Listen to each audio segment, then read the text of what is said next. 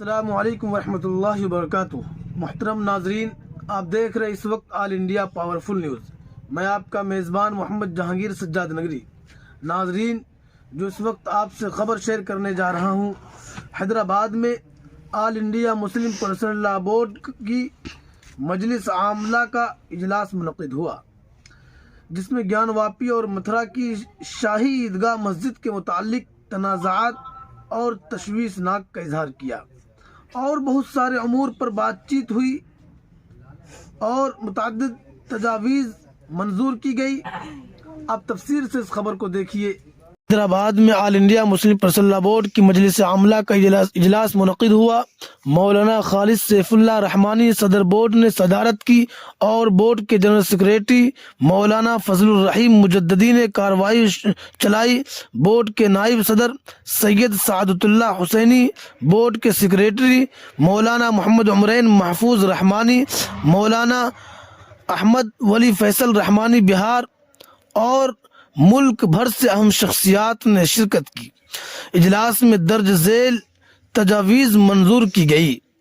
مجلس عاملہ کا اجلاس وارانسی کی گیان واپی مسجد، متھرا کی شاہی عیدگاہ کے تعلق سے نچلی عدالتوں میں جو نئے تنازعات پیدا کیے گئے ہیں، اس کو تشویش کی نگاہ سے دیکھتا ہے۔ اجلاس کا احساس ہے کہ عبادت گاہوں کے متعلق 1991 کے قانون کے ذریعہ ملک کی ہر نئے تنازع کا دروازہ بند کر دیا جائے گا۔ اس اجلاس کو اس بات پر شدید تشویش ہے کہ سپریم کورٹ نے جس نے بابری مسجد کا فیصلہ دیتے وقت اس قانون کا حوالہ دے کر کہا تھا کہ اس کے ذریعہ ہر نئے تنازع کا راستہ بند کر دیا جائے گا، وہی مسلمانوں کی متھرا اور کاشی سے متعلق اپیلوں کو نظر انداز کر رہا ہے۔ اگر ان چور دروازوں کو بند نہیں کیا گیا، پھر اس بات کا اندیشہ ہے کہ شر پسند قوتیں ملک کے مختلف علاقے میں نئے فتنے اور تنازعات کھڑے کرتی رہے گی۔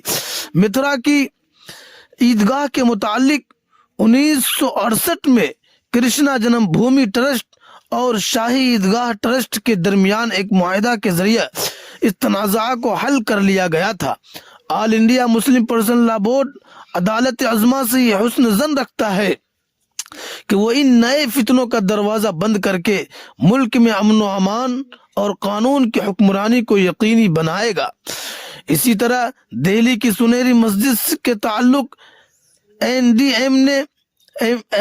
ایم سی نے ٹریفک کا بہانہ کر کے اس کی شہادت کا جو ناپاک منصوبہ بنایا تھا، سر دست عدالت نے اس پر روک لگا دی ہے۔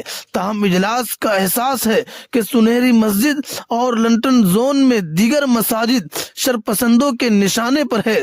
بورڈ یہ واضح کر دینا ضروری سمجھتا ہے کہ تمام مساجد اوقاف کی ان 123 جائیدادوں میں شامل ہے جن پر عدالت نے اس نے دے رکھا ہے۔ اسی طرح سنہری مسجد اور دیگر مساجد ہیریٹیج تعمیرات میں بھی شامل ہے، لہذا ان سے چھیڑ چھاڑ کرنا ملک کی تاریخی وراثت کو نقصان پہنچانے کے مترادف ہوگا۔ بورڈ کی مجلس عاملہ کا احساس ہے کہ فلسطین کا مسئلہ ایک انسانی مسئلہ ہے، جہاں اسرائیل کی شکل میں ایک غاصب قوت ملک کے اصل باشندوں کو لاد وطن کرنے پر تلی ہوئی ہے۔ اس نے جبر و ظلم کے تمام ریکارڈ توڑ دیے ہیں۔ وہ مسلسل نسل کشی اور وحشیانہ مظالم کا ارتکاب کر رہا ہے۔ اس جنگ کی ابتدا 7 اکتوبر 2023 سے نہیں بلکہ جون 1967 سے ہوئی ہے، جب اسرائیل کسی قانونی جواز کے بغیر پورے فلسطین، مغربی کنارہ غزہ اور مسلمانوں کی مقدس مسجد اقصی پر بھی قابض ہو گیا تھا۔ اقوام متحدہ اور سلامتی کونسل بارہا فیصلہ کر چکی ہے کہ اسرائیل مقبوضہ علاقوں کو خالی کر دے، مگر امریکہ اور برطانیہ جیسی اس جیسی استعماری طاقتوں کی شمع پر اسرائیل نے اب تک اس پر عمل نہیں کیا۔ یہ اجلاس اسرائیل اور اس کی پشت پناہی کرنے والی عالمی طاقتوں کی سخت مذمت کرتا ہے۔ ان مسلم ملکوں کے بھی جنہوں نے فلسطینیوں کو بچانے کے لیے مدد کا ہاتھ نہیں بڑھایا اور حد درجہ بزدلی کا ثبوت دیتے ہوئے ظلم پر خاموشی اختیار کرنے کو ترجیح دی۔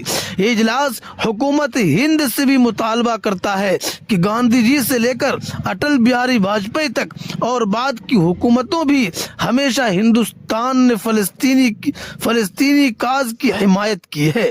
حکومت ہند کو اپنی اسی دیرینہ موقف پر قائم رہنا چاہیے، کیونکہ فلسطینیوں کی لڑائی اپنے ملک کی آزادی کی لڑائی ہے، نہ کہ کسی دوسرے ملک پر قبضہ کرنے کی اور اپنے آپ پر ظلم کو روکنے کی جدوجہد ہے، نہ کہ دوسروں پر ظلم کرنے کے لیے۔